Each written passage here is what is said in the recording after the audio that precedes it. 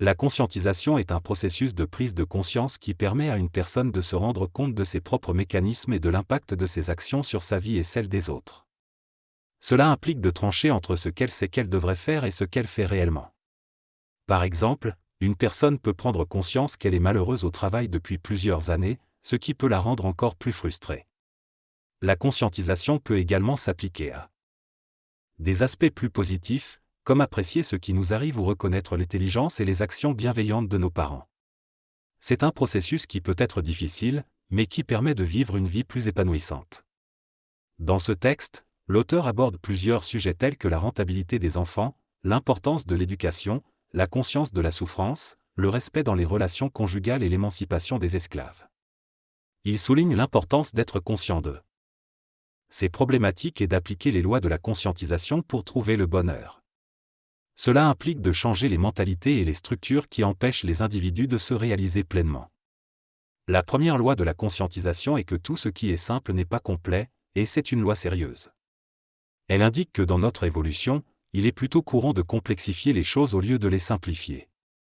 Mais entre l'état évolutif où l'on est relativement bien et l'état de conscientisation profonde où l'on est en harmonie, il y a une période transitoire difficile à traverser. Le problème principal pour les humains est de passer de l'un à l'autre, car il y a des obstacles psychologiques à surmonter. La conscientisation ne peut pas être forcée chez les autres, cela doit être un cheminement personnel. Les jeunes peuvent développer une plus grande conscientisation si on leur donne des outils, mais cela ne peut pas être imposé. On peut leur expliquer des mécanismes pour adoucir leur conscientisation, mais on ne peut pas faire de prise de conscience à leur place. La conscientisation est comme le sens de l'odorat, on ne peut pas l'apporter à quelqu'un qui ne l'a pas, mais un jour, il peut se développer naturellement. Il est donc préférable de vivre notre vie sans chercher à forcer la conscientisation des autres, et de laisser chaque individu vivre son propre cheminement. Le texte parle de la conscientisation de l'individu et de la difficulté à la partager collectivement.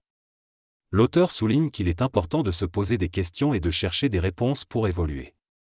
Il mentionne également que la conscientisation se fait individuellement et que les grandes foules peuvent parfois manquer d'intelligence collective. L'objectif est de poursuivre la réflexion et de respecter les différentes opinions dans cette démarche de conscientisation. Dans ce texte, l'auteur exprime différentes réflexions sur la conscience, l'évolution humaine et les normes sociales. Il souligne que la conscience de soi est un processus individuel et que l'on ne peut pas se comparer aux autres. Il critique la tendance de la société à valoriser certaines choses à un moment donné, puis à les dévaloriser plus tard. Par exemple, il parle des talons hauts, qui étaient considérés comme féminins mais qui sont désormais considérés comme nuisibles à la santé. Il soutient que la féminité et la masculinité sont de plus en plus fluides et que les hommes deviennent de plus en plus féminins sans que cela ne soit un problème.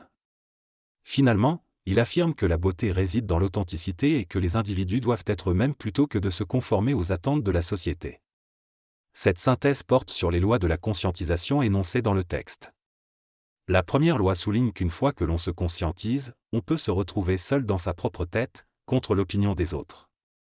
Il est important d'accepter cette solitude et de ne pas essayer de convaincre les autres de partager notre point de vue. La deuxième loi est celle de l'acceptation de la solitude humaine. Il est fréquent de ne pas être nombreux à penser comme nous et il faut apprendre à être bien avec cela. Il est recommandé de se faire des amis partageant la même vibration, mais il ne s'agit pas d'une question de supériorité. La troisième loi souligne l'impossibilité de se conscientiser si l'on est seul. Il est nécessaire d'être en contact avec d'autres pour évoluer et se développer. Dans cet article, il est également question de l'énégoïsation, qui signifie sans ego. Il est suggéré que l'humilité est nécessaire pour se conscientiser. Cependant, l'humain étant doté d'un ego, il est difficile de vivre sans. Il est donc important de se défendre si nécessaire, même jusqu'à la violence, tout en comprenant que cela ne relève pas de la haine mais de la préservation de la vie. Enfin, il est mentionné la possibilité de se retirer dans la solitude pour se retrouver soi-même et se conscientiser. Ce temps seul permet de se rendre compte de son ego et de se détacher de l'opinion des autres. La personne affirme être la meilleure du monde et souligne l'importance de prendre conscience de son ego. Elle explique que l'ego peut être difficile à accepter, mais qu'il est un élément qui contrôle notre structure. Elle mentionne également que peu importe ce que l'on dit, les mots ne sont que des mots et que la conscience doit être développée au sein de la société. Elle affirme que la conscientisation doit se faire individuellement, mais entourée des autres.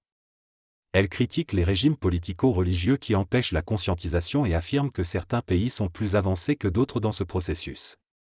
Elle conclut en disant que si l'on ne met pas en pratique ce que l'on a conscientisé, on s'expose à davantage de souffrances. Dans cette analyse, il est expliqué que prendre conscience de certaines réalités peut être douloureux, mais ce n'est pas pour nous punir. Cependant, cela peut entraîner une dissonance cognitive où l'on se rend compte qu'il y a une partie de nous qui contrôle notre vie et notre corps. Cela peut être difficile à vivre car on peut se culpabiliser, avoir honte de soi, se sentir faible ou perdant. Dans ces moments-là, il est important de comprendre les mécanismes qui régissent l'humain pour faire des choix en fonction de nos besoins. Il est également souligné que chercher à obscurcir sa conscience en utilisant des substances altérantes, alcool, drogue, ou en se réfugiant dans une religion peut être dangereux.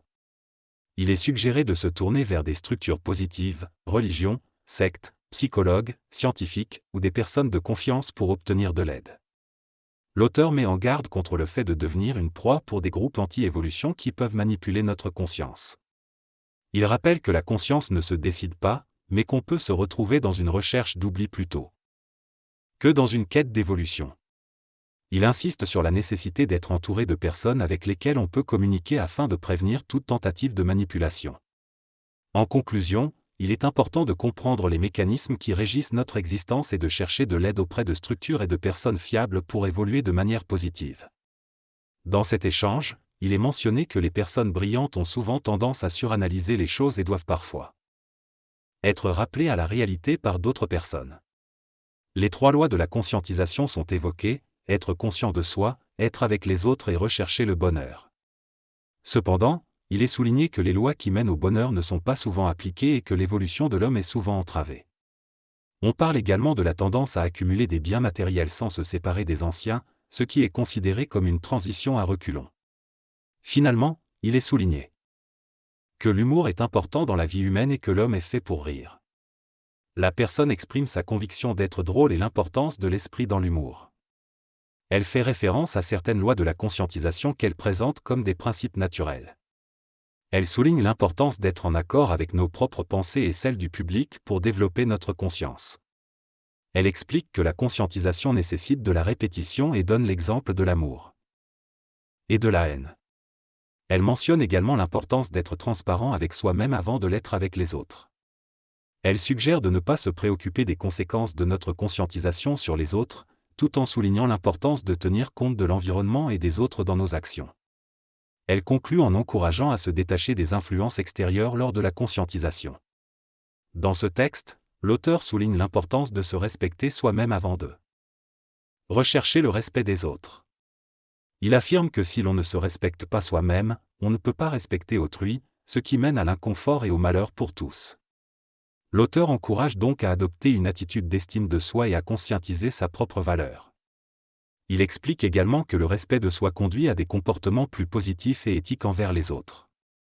Il critique ceux qui exigent d'être respectés avant de respecter les autres, affirmant que c'est une attitude égoïste et irrespectueuse. L'auteur souligne également l'importance d'une société où chacun se respecte mutuellement, ce qui nécessite de l'aide et de l'entraide envers les plus vulnérables. Il met en avant l'idée que si l'on se respecte soi-même, on agit de manière logique et esthétique envers les autres. En fin de compte, l'auteur encourage un changement de mentalité pour favoriser le respect mutuel et le bien-être de tous. Il souligne que cela peut conduire à une société harmonieuse et agréable, où les souffrances et les conflits diminuent. Il affirme que cela nécessite aussi de se conscientiser et de se libérer des souffrances émotionnelles pour approcher une évolution saine. L'auteur reconnaît que la prise de conscience ne peut pas être forcée, mais que la recherche du changement et de la compréhension peut créer des prédispositions favorables à l'évolution. Ce texte exprime l'idée que la transition vers une nouvelle ère de conscience et d'harmonie peut être facilitée si les individus se préparent et s'unissent. Il est souligné que cette transition ne prendra pas beaucoup de temps, peut-être une à 2 vies, et qu'elle peut être adoucie grâce aux actions de l'ONU et des Pacifiques. L'auteur mentionne également l'importance d'être transparent envers soi-même, en reconnaissant ce que l'on sait et ce que l'on ne sait pas, et en faisant la distinction entre les croyances et les connaissances. Enfin, il suggère que les nouvelles formes conceptuelles qu'il présente peuvent être plus utiles pour beaucoup de gens que les formes traditionnelles, même si elles peuvent être en grande partie fausses. Le narrateur évoque l'idée selon laquelle la Terre est ronde, une théorie soutenue par Christophe Colomb malgré les doutes à l'époque. Il souligne l'importance des observations pour arriver à une conclusion, indépendamment des résultats attendus. Le narrateur fait également allusion à l'importance de l'amour et du don de soi dans les relations humaines. Il conclut en disant qu'il continuera à donner des conférences sur l'humanité.